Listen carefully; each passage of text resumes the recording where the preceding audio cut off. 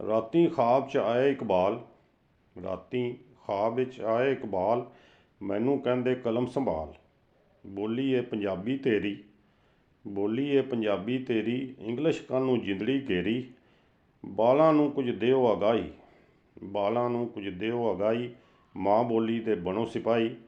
ਮੈਂ ਪੰਜਾਬੀ ਲਿਖ ਨਾ ਪਾਇਆ, ਮੈਂ ਪੰਜਾਬੀ ਲਿਖ ਨਾ ਪਾਇਆ, ਭਾਵੇਂ ਕੌਮੀ ਸ਼ਾਇਰ ਸਦਾਇਆ। ਇਹ ਅਫਸੋਸ ਰਵੇਗਾ ਮੈਨੂੰ, ਇਹ ਅਫਸੋਸ ਰਵੇਗਾ ਮੈਨੂੰ, ਤਾਈਓ ਆਣ ਜਗਾਇਆ ਤੈਨੂੰ। ਮੇਰੀ ਗਲਤੀ ਨਾ ਦੁਹਰਾਓ, ਪੜ੍ਹੋ ਪੰਜਾਬੀ ਵੀਰ ਭਰਾਓ। ਮੈਂ ਜੇ ਵਿੱਚ ਪੰਜਾਬੀ ਲਿਖਦਾ, ਮੈਂ ਜੇ ਵਿੱਚ ਪੰਜਾਬੀ ਲਿਖਦਾ, ਹਰ ਇੱਕ ਬਾਲ ਪੰਜਾਬੀ ਸਿੱਖਦਾ। ਪੰਜਾਬੀ ਵੱਲ ਕਦਮ ਉਠਾਓ, ਮੇਰਾ ਮਾਣ ਤਰਾਣ ਵਧਾਓ। ਵਿੱਚ ਪੰਜਾਬੀ ਲਿਖਦਾ ਜਾ, ਵਿੱਚ ਪੰਜਾਬੀ ਲਿਖਦਾ ਜਾ, ਕਰ ਸ਼ਹੀਨ ਤੂੰ ਹੱਕ ਅਦਾ, ਕਰ ਸ਼ਹੀਨ ਤੂੰ ਹੱਕ ਅਦਾ। ਪੰਜਾਬੀ ਸਾਡੀ ਮਾਦਰੀ ਜ਼ੁਬਾਨ ਹੈ। ਪੰਜਾਬੀ ਜ਼ੁਬਾਨ ਦੇ ਕਿੰਨੇ ਹੀ ਸੂਫੀ ਸ਼ਾਇਰਾਂ ਨੂੰ ਦੁਨੀਆ ਭਰ ਵਿੱਚ ਇੱਜ਼ਤ ਦੀ ਨਿਗਾਹ ਨਾਲ ਵੇਖਿਆ ਜਾਂਦਾ ਹੈ ਅਤੇ ਉਹਨਾਂ ਦੇ ਕਲਾਮ ਦਾ ਤਰਜਮਾ ਦੁਨੀਆ ਦੀਆਂ ਅਮੀਰ ਜ਼ੁਬਾਨਾਂ ਵਿੱਚ ਹੋ ਚੁੱਕਿਆ ਹੈ। ਪੰਜਾਬੀ ਕੈਨੇਡਾ ਦੀ ਤੀਜੀ ਵੱਡੀ ਜ਼ੁਬਾਨ ਬਣ ਗਈ ਹੈ। ਕਈ ਯੂਰਪੀ ਮੁਲਕਾਂ ਵਿੱਚ ਪੰਜਾਬੀ ਬਤੌਰ ਮਜ਼ਮੂਨ ਪੜ੍ਹਾਈ ਜਾ ਰਹੀ ਹੈ। ਭਾਰਤੀ ਪੰਜਾਬ ਵਿੱਚ ਪੰਜਾਬੀ ਅਖਬਾਰ ਲੱਖਾਂ ਦੀ ਤਾਦਾਦ ਵਿੱਚ ਛਪਦੇ ਨੇ।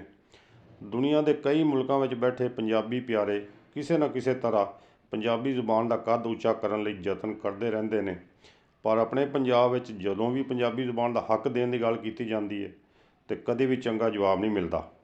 ਪੰਜਾਬੀ ਜ਼ੁਬਾਨ ਦੀ ਸ਼ਾਨ ਅਤੇ ਕਦਰ ਨੂੰ ਕੋਈ ਮੰਨਣ ਲਈ ਤਿਆਰ ਨਹੀਂ। ਪੰਜਾਬੀ ਜ਼ੁਬਾਨ ਨੂੰ ਆਪਣੇ ਦੇਸ਼ ਤੋਂ ਬੇਘਰ ਕਰ ਦਿੱਤਾ ਗਿਆ ਹੈ। ਇਹੋ ਵਜ੍ਹਾ ਹੈ ਕਿ ਸਾਡੀ ਨਵੀਂ ਨਸਲ ਆਪਣੀ ਮਾਂ ਬੋਲੀ ਤੋਂ ਦੂਰ ਹੁੰਦੀ ਜਾ ਰਹੀ ਹੈ। ਅਸੀਂ ਆਪਣੇ ਚੈਨਲ ਰਾਹੀਂ ਆਪਣੀ ਮਾਂ ਬੋਲੀ ਪੰਜਾਬੀ ਦੀ ਅਹਿਮੀਅਤ ਉਜਾਗਰ ਕਰਨ ਦੀ ਕੋਸ਼ਿਸ਼ ਜਾਰੀ ਰੱਖਾਂਗੇ। ਗੱਲ ਆਖਾਂ ਕੁੜੀਏ ਪਿਆਰ ਦੀ, ਗੱਲ ਆਖਾਂ ਕੁੜੀਏ ਪਿਆਰ ਦੀ, ਤੇਰੀ ਧਰਤੀ ਮਾਂ ਪੁਕਾਰਦੀ। ਹੁਣ ਬੋਲੀ ਮਾਂ ਦੀ ਬੋਲ ਤੂੰ, ਹੁਣ ਬੋਲੀ ਮਾਂ ਦੀ ਬੋਲ ਤੂੰ, ਗੱਲ ਪਾ ਪੰਜਾਬੀ ਢੋਲ ਤੂੰ। ਕਿਉਂ ਪਾਵੇਂ ਮਾਂ ਤੂੰ ਦੂਰੀਆਂ, ਕਿਉਂ ਪਾਵੇਂ ਮਾਂ ਤੂੰ ਦੂਰੀਆਂ, ਕੀ ਬਣ ਗਈਆਂ ਮਜਬੂਰੀਆਂ। ਛੱਡ ਆਪਣੇ ਆਪ ਨੂੰ ਰੋਲਣਾ, ਛੱਡ ਆਪਣੇ ਆਪ ਨੂੰ ਰੋਲਣਾ, ਸਿੱਖ ਹੱਕ ਦੀ ਖਾਤਰ ਬੋਲਣਾ। ਜੇ ਬਾਲ ਪੰਜਾਬੀ ਪੜ੍ਹਦੇ, ਜੇ ਬਾਲ ਪੰਜਾਬੀ ਪੜ੍ਹਦੇ, ਇਹ ਇਲਮ ਦੀ ਪੌੜੀ ਚੜ੍ਹਦੇ। ਅੱਜ ਖੋਲ੍ਹ ਕੇ ਸਾਰਾ ਦੱਸ ਦੇ, ਅੱਜ ਖੋਲ੍ਹ ਕੇ ਸਾਰਾ ਦੱਸ ਦੇ, ਕਿਉਂ ਬਾਲ ਸਕੂਲੋਂ ਨੱਸਦੇ। ਕਰ ਕੁਝ ਹੋਰ ਸਕੂਲੇ ਹੋਰ, ਕਰ ਕੁਝ ਹੋਰ ਸਕੂਲੇ ਹੋਰ, ਇਸੇ ਗੱਲ 'ਤੇ ਕਰ ਲਓ ਗੌਰ। ਇਹੋ ਜਿਹੀਆਂ ਲਿਖਤਾਂ ਲਿਖ ਸ਼ਹੀਨ, ਇਹੋ ਜਿਹੀਆਂ ਲਿਖਤਾਂ ਲਿਖ ਸ਼ਹੀਨ, ਬੱਚੇ ਪੜ੍ਹਨ ਅਤੇ ਹੋਣ ਜ਼ਹੀਨ।